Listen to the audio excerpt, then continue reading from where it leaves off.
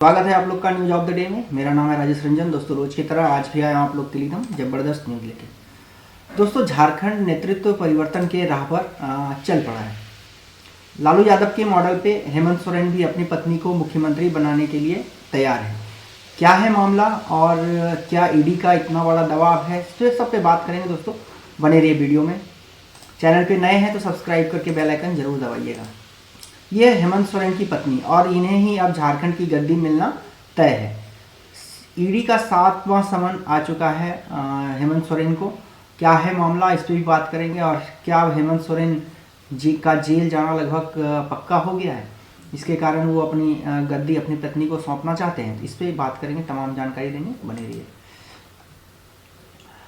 झारखंड की सीएम सोरेन की पत्नी को गद्दी सौंपने की तैयारी में ईडी के 7वें नोटिस के बाद सरकार बचाने की कवायद कल विधायक दल की बैठक बुलाई गई है। झारखंड सरकार एक बार फिर संकट में नजर आ रही है। हेमंत सोरेन जमीन घोटाले और अवैध खनन के आरोप में फंसते दिख रहे हैं। 3 जनवरी को सोरेन के महागठबंधन के विधायक दल की बैठक बुलाई गई। चर्चा इस समय उनकी पत्नी कल्पना सोरेन का नाम सीएम के लिए आगे बढ़ाया जा सकता है। हेमंत सोरेन इस संबंध में कानूनी सलाह भी ले रहे हैं। हेमंत सोरेन ने मंगलवार को महाधिवक्ता राजीव रंजन से मुलाकात की। वरिष्ठ अधिकारियों की एक बैठक भी हुई। इनमें सीएम के सचिव विनय चौबे भी शामिल रहे। दूसरी तरफ परिवर्तन निर्देशालय ईडी के 7वें समन के बाद सीएम से पूछताछ की तैयारी कर रही है। ईडी अगर जरूरत पड़ी तो ईडी गिरफ्तार करने का भी अधिकार रखती है। इस बीच राजभवन में बंद लिफाफे की चर्चा एक बार फिर तेज होगी। अगर राजभवन का लिफाफा खुला और हेमंत सोरेन की सदस्यता चली गई तो झारखंड सरकार खतरे में आ जाएगी। इसी तरह अगर ईडी ने हेमंत सोरेन को गिरफ्तार करने का फैसला किया तब भी महागठबंधन की सरकार पर संकट के बादल छा जाएंगे। दोस्तों एक विधायक से इस्तीफा भी लिया गया है झारखंड में, क्योंकि अगर उनकी पत्नी को मुख्यमंत्री बनाया जाता तो 6 महीने के अंदर उन्हें विधायक की सदस्यता मिलनी चाहिए, नहीं तो फिर वो मुख्यमंत्री अपने आप वो सरकार गिर जाएगी। आसान नहीं होगा कल्पना सोरेन के लिए सत्ता की राह। झारखंड से सियासी हलचल पर गोड्डा सांसद निशिकांत दुबे लगातार ट्वीट कर रहे हैं।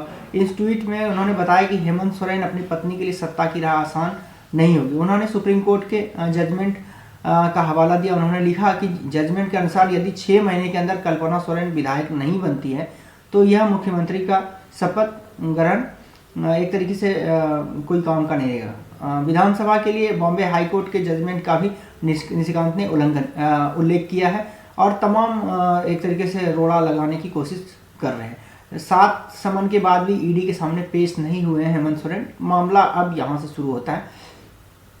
29 दिसंबर को उनको 7वां समन भेजा गया है। इस समन में ईडी आखिरी मौका दिया है। सीएम ने खुद जगह और तारीख तय करने के लिए कहा गया है कि वो कहां पर ईडी से पूछताछ कराने के लिए तैयार होते हैं। 12 दिसंबर को बुलाया गया है। 6ठा समन अब 12 दिसंबर को बुलाया गया। 5वां समन 4 अक्टूबर को बुलाया। चौथा समन 23 सितंबर को बुलाया। तीसरा समन 9 सितंबर को बुलाया। दूसरा समन 24 अगस्त को बुलाया। पहला समन 14 अगस्त से ही ईडी हेमंत सोरेन के पीछे पड़ी है और जमीन और अवैध खनन का मामला है। 7 समन के बाद कार्रवाई के मूड में है ईडी। क्या कार्रवाई हो सकती है? सरफराज अहमद के इस फैसले की वजह से ठीक से समझने के लिए मुख्यमंत्री पर लगे अब तक के आरोप ईडी की अब तक की पूछताछ और जमीन घोटाले के मामले में जारी किए गए। एक के बाद एक 7 समन पर भी वो नहीं पहुंचे ईडी के सामने। चर्चा तेज है कि 7वें समन के बाद सीएम सोरेन के ईडी के सामने पेश नहीं होने पर परिवर्तन निर्देशालय अब कड़ी कार्रवाई का मन बना चुकी है। बंद लिफाफे में क्या है? साल 2023 में निर्वाचन आयोग से राजभवन पहुंचने के बाद बंद लिफाफे की खूब चर्चा रही। लिफाफा पहुंचने के बाद हेमंत सोरेन ने विधायकों को खरीद फरोख्त से बचाने के लिए 1 सप्ताह तक का विधायक को छत्तीसगढ़ के रायपुर स्थित एक रिजॉर्ट में ठहराया। आज भी लिफाफे का रहस्य बरकरार है। ईडी को गिरफ्तार करने का भी अधिकार है। पीएमएलए 2002 की धारा 19 ऐसी परिस्थितियों में संबंधित अधिकारी को यह अधिकार है कि वो अपेक्षित व्यक्ति को गिरफ्तार कर सकते हैं। हालांकि ईडी के अधिकारी को अपेक्षित व्यक्ति की गिरफ्तारी से पूर्व अधिकारी की गिरफ्तारी की वजह बतानी होगी।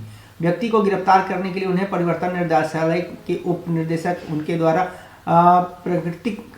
प्राधिकृत किसी व्यक्ति का आदेश जरूरी होगा, जिस जिक्र पर धारा 19 की उपधारा 1 में है। पर सीएम को गिरफ्तार करना इतना आसान भी नहीं होता है। तो देखते हैं अभी क्या होता है हेमंत सोरेन के साथ। गिरफ्तारी ही नहीं, कुर्की का भी प्रावधान है।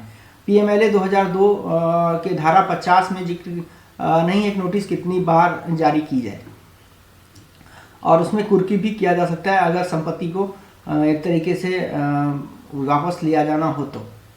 अचानक क्यों हुआ ये सब कुछ? ईडी 5 जनवरी 2024 के बाद हेमंत सोरेन के खिलाफ कोई भी कदम उठा सकता है, तो इसी कानून प्रावधानों के कारण उपचुनाव संभव नहीं। इसीलिए झामुमो के साल 2023 के अंतिम दिन सरफराज अहमद से इस्तीफा भी दिला दिया है। तो दोस्तों इनका मुख्यमंत्री बनना लगभग एक तरीके से तय माना जा रहा है। इनकी पत्नी का उपचुनाव नहीं होने पर गैर विधायक नहीं बन सकते हैं सीएम। तो दोस्तों अभी लोकसभा चुनाव आने वाला है। इस समय अगर झारखंड में सत्ता परिवर्तन होता है, हालांकि सत्ता परिवर्तन इसे नहीं कहा जा सकता क्योंकि हेमंत सोरेन की पत्नी अगर सीएम बनती है तो सत्ता सोरेन परिवार के हाथों में ही रहेगी। हालांकि ईडी जुलाई से ही हेमंत सोरेन से पूछताछ करना चाहती है। हेमंत सोरेन भी नहीं एक तरीके से ईडी को समय नहीं दिया है। और एक और नेता है अरविंद केजरीवाल, वो भी टाल मटोल करते आए हैं ईडी के सामने। ये 2 नेताओं को जेल में डाला जा सकता है ईडी की तरफ से, ऐसा लगभग एक तरीके से सामने आ रही खबर। तो दोस्तों जो भी होगा हम आपको अपडेट करते रहेंगे। आपका क्या राय है झारखंड के इस सत्ता परिवर्तन पे, लालू यादव मॉडल पे?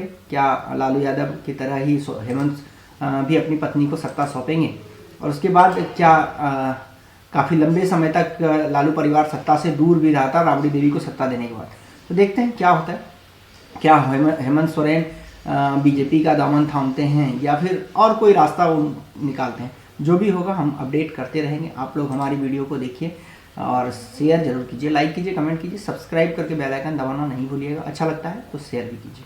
मिलते हैं किसी और टॉपिक के साथ किसी और वीडियो में।